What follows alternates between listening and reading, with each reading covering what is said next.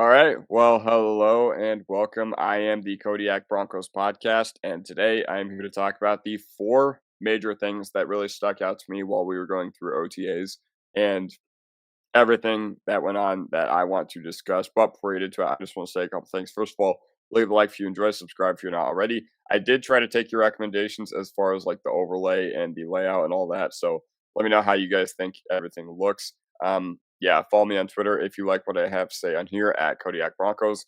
And let's dive right into it. So the four major things that we have learned from OTAs that I thought were very, very notable that we should talk about on this channel. So first of all, if you look at the first note I have on, the right-hand side of the screen, the guys who were not present at OTAs, there were a few others that, I didn't really care about.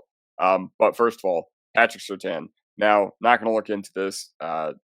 If you're Patrick Surtain and you're the defensive player of the year, I think you've earned the right to skip OTAs if you want to. I get life happens, so not going to read too much into that. But A.T. Perry and J.L. Skinner. This is notable. Once again, I'm not going to look too much into this because, life happens, like I said. And I know that going to OTAs, it is a voluntary thing. You're not going to get fined for skipping OTAs that you in the same manner that you would had you failed to report for training camp or something like that.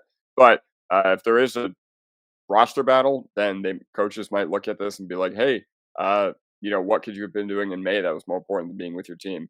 I don't know. That was just something that really popped into my head when Melvin Gordon didn't show up 4 years ago. But yeah, I digress with that as well.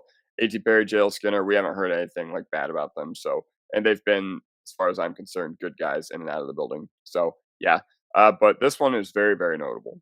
We have a lot of upcoming contracts this year between Cortland Sutton, Nick Benito, Zach Allen, and John Franklin Myers. Those are four core dudes that we have contract extensions due for this upcoming offseason. And John Franklin Myers, a lot of the fan base seems to think that he's the odd one out because of the fact that we drafted Savion Jones, because we are suddenly very, very deep on the defensive line. And I get why a lot of people think that JFM is the odd one out in this situation. And logistically, it makes sense for all the reasons that I mentioned, Savion Jones, being deep on the defensive line. But, Sean Payton had said, hey, with everything going on with JFM, a reporter asked him about it. He said, yeah, I know he didn't report. He's had a good offseason. I've had nothing but good discussions with him. So I did think that was notable. I did think it was notable that JFM did not show up. And, Nick Benito, Zach Allen, and Cortland Sutton all did show up. So that is something notable as well. But I think everybody kind of knows that JFM is the odd one out here. And I think if it's between JFM or Sutton, I think you choose Sutton as far as whom to extend. But we'll see what happens. We'll see what happens going forward with that contract situation. Sean Payton has also said that the plays in the huddle are now rolling off the tongue for Bo Nix. And this is a really big deal because, part of the added pressure of being a day one starter last year for the Denver Broncos was the fact that he had to master a very, very complex offense. And with mastering that offense came with a lot of intricacies, not just knowing everyone's assignment on every play, not just knowing, what everybody has to do on any given assignment or in concept or anything like that, but calling the plays in the huddle. And listen, this is not something that I think a lot of people who are, kind of casual can think about because, you think about a play call. It's not as simple as Madden. It's not as simple as calling out HB dive in the huddle. You got to call out the formation. You got to call out your linguistics. Basically, the play call in the huddle, it tells everybody their assignment in a fancy way that's suited to the offense. It's like learning a new language, a whole new language early on in the offseason. So with Sean Payton saying that the plays in the huddle roll off the tongue for Bo Nix, that is huge. And there were a couple instances last year where we did have to take timeouts. There were a couple instances last year where it didn't look like Bo had fully grasped the concept of the play call, either with the headset or something else. But this is big because Sean Payton's terminology is notoriously complex. Sean Payton's terminology is really difficult to pick up, even for guys like Drew Brees. If you look at old clips of Drew Brees saying some of the play calls that Sean Payton has had or gave to him throughout his career, it was really interesting to see what he had said and, what they would call various play calls. But yeah, so there shouldn't be many issues this year with calling timeouts. There shouldn't be many issues pre-snap this year. At home, there should be minimal issues, and that's what we expect. That's what we should expect from the Broncos as a fan base. So yeah, I think now that the plays are rolling off the tongue for Bo Nix, and that's where he's taking strides in his second year. He talked about, the fact that he's well beyond his years mentally, the fact that he doesn't take sacks. That's a really good thing. Now the only thing is the progression of him. Now is the only thing is the progression of how he can get better as a quarterback, and I'm really really excited to see that. And I guess it begins with the huddle. And after that, Sean Payton had said that there's a big competition for touches at the wide receiver position. Now, this is not something we didn't already know. We knew that there was going to be a big competition for touches behind Cortland Sutton because we kind of know what Cortland Sutton's role is already on this team. And Cortland Sutton's role is basically going to be the guy who takes the most snaps at the position. Um, Behind that, it's a lot of unknowns, like Marvin Mims, Troy Franklin over the middle of the field.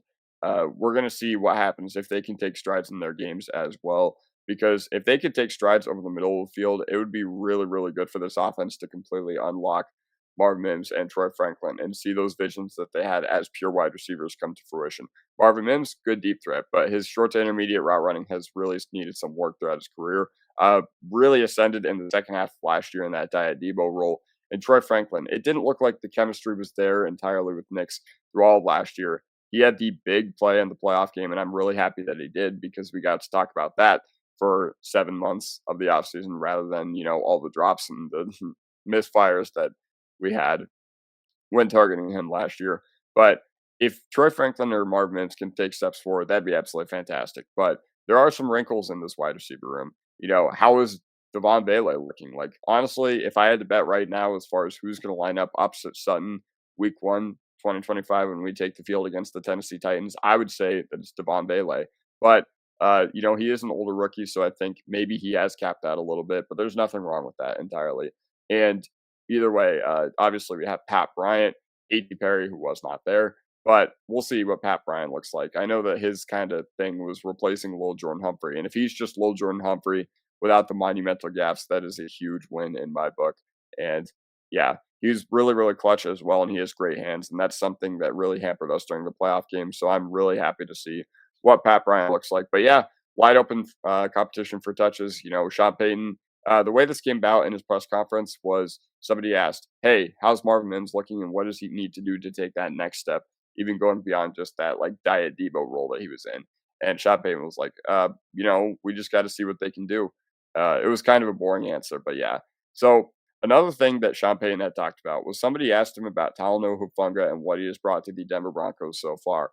And Sean Payton was like, "Hey man, it's really, really difficult to talk about, um, a safety when you're not in pads and anything like that." But he said that he was a great pickup.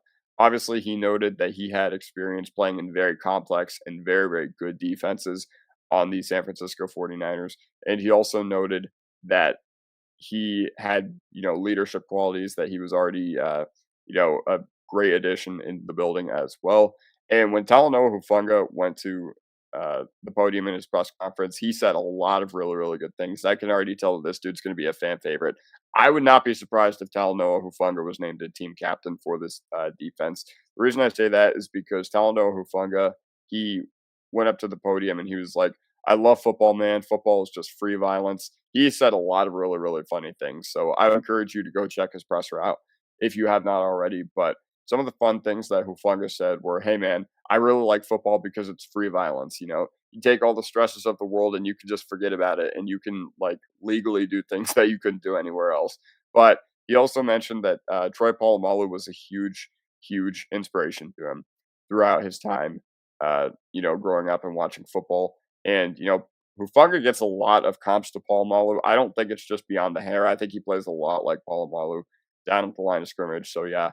Um, and Hufanga, like he said all the right things. He's done all the right things. So, with him upgrading our safety room and being able to be deployed as the box safety, it's going to be absolutely fantastic because now you have Brandon Jones as the coverage safety who did very, very well last year. Absolutely home run budget pickup for the Denver Broncos last offseason. But yeah, I'm really excited to see what Hufanga does, and I'm excited to see how he blends into our secondary.